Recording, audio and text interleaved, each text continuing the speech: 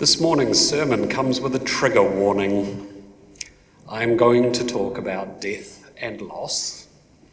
And if that's not a topic you want to join with me today, and you need to go and wander around for the next 8 to 10 minutes and maybe get some fresh air, you are most welcome to do that. And if we reach a point during this where you feel free to, please feel free to get up and move if you need to. It's important we look after ourselves. As you can see, the choir have already made themselves absent. Besides, you wouldn't be the first person to walk out on my sermons. So, none of us know the whole truth about what lies beyond death. Many of the faith traditions throughout our world hold that as we journey between life and death, we are in the hands of an infinitely gracious presence. Some believe that death invites us into total awareness and to know with truth whether what we have valued in ourselves has eternal value. The love that surrounds us in that moment is the same eternal love that has been with us through every struggle and every joy of our lives. It is that love which deeply understands the choices we have made and celebrates the good in each of us. Those are words I adapted from an Australian liturgical writer called Dorothy McRae-McMahon, and I use them as part of the funeral services I take. When I was first in ministry, I used the funeral service found in our prayer book.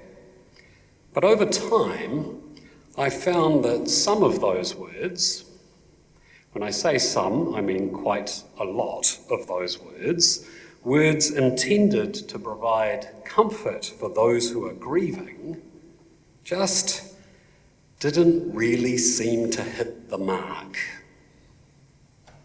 The traditional language for talking about death was too convoluted, and for many people simply held no meaning at all.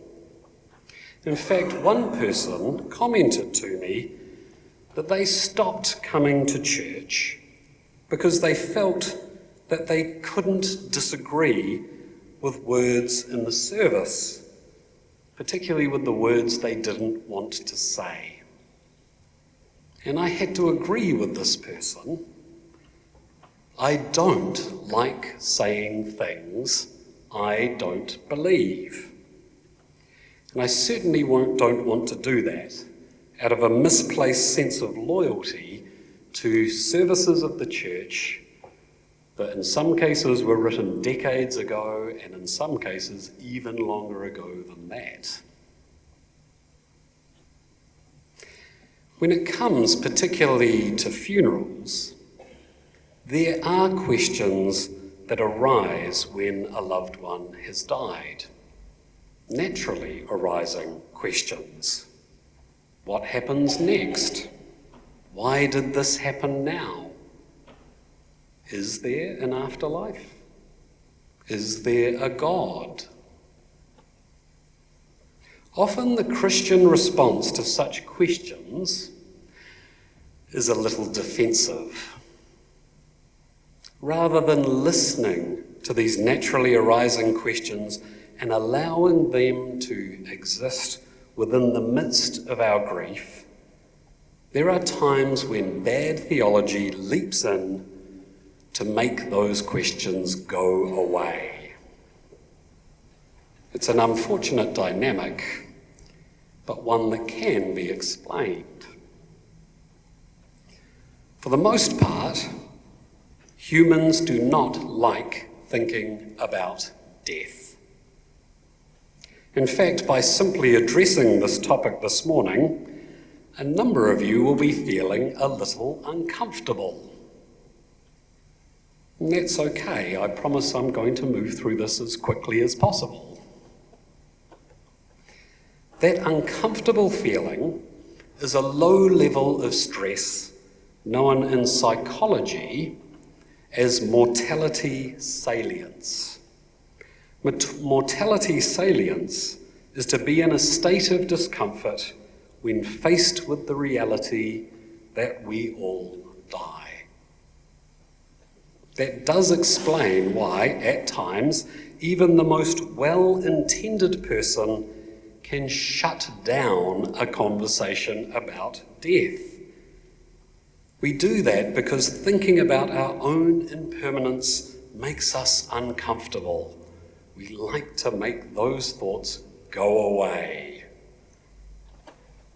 Sometimes making an absolute statement about belief in an afterlife is a way of making those unpleasant thoughts about our final journey disappear. It's a way of pushing them down and getting them out of our minds. None of us know the whole truth about what lies beyond death. I like that statement. It's a statement I can say because it's true, but also because it allows us room to think about what might lie beyond the veil, even if only for a moment or two. I cannot stand here and tell you that heaven is like this or heaven is like that, as some ministers do.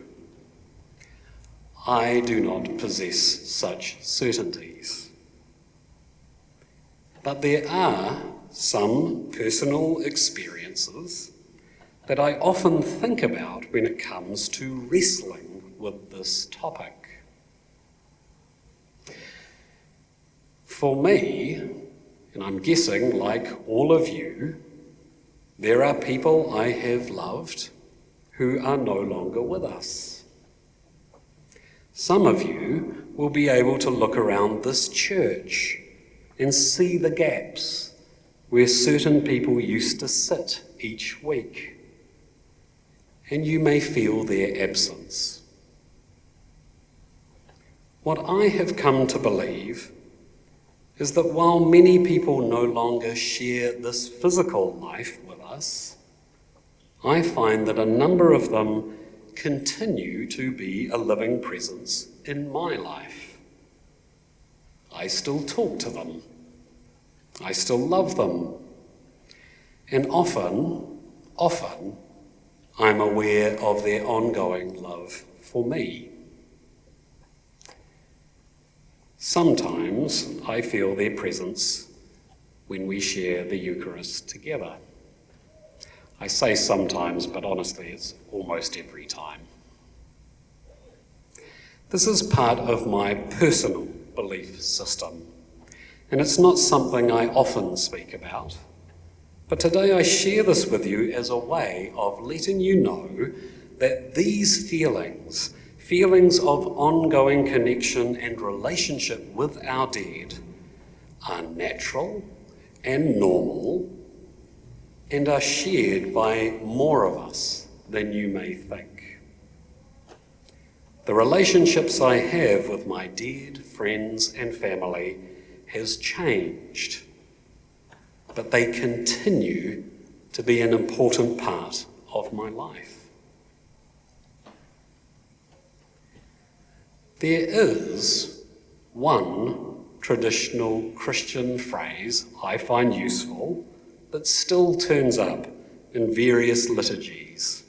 It is the phrase that speaks of the cloud of witnesses by whom we are surrounded.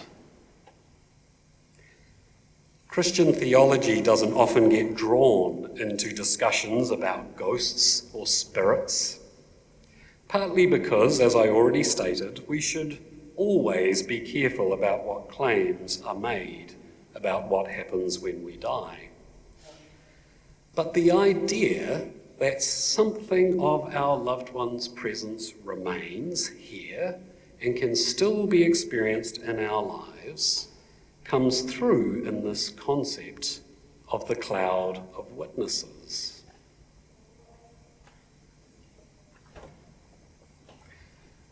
There is another thought that comes up from time to time, which I also find useful on this topic. When the Anglican bishop, Charles Henry Brent, tried to explain his understanding of death, he had a somewhat different take on things, but one that I still think is worth thinking about. He wrote a wonderful passage that is often read at funerals. It has certainly been read here at St. Matthew's many times.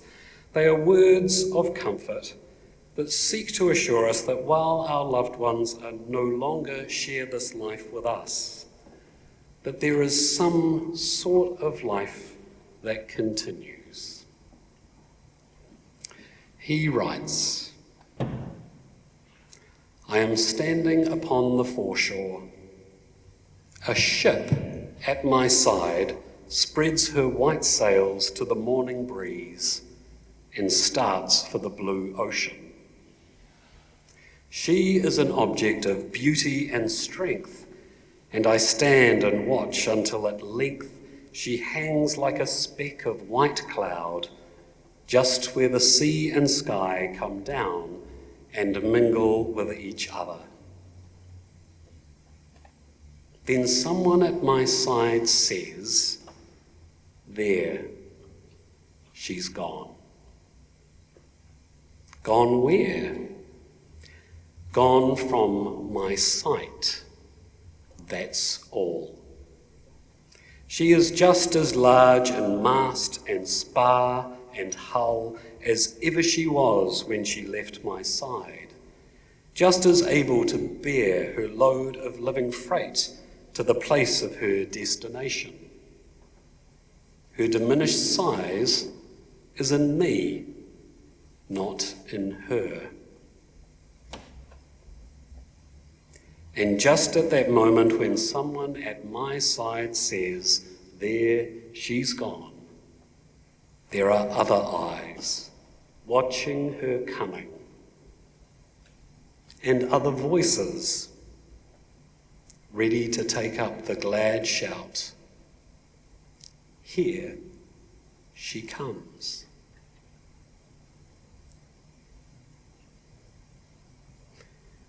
None of us know the whole truth about what lies beyond death.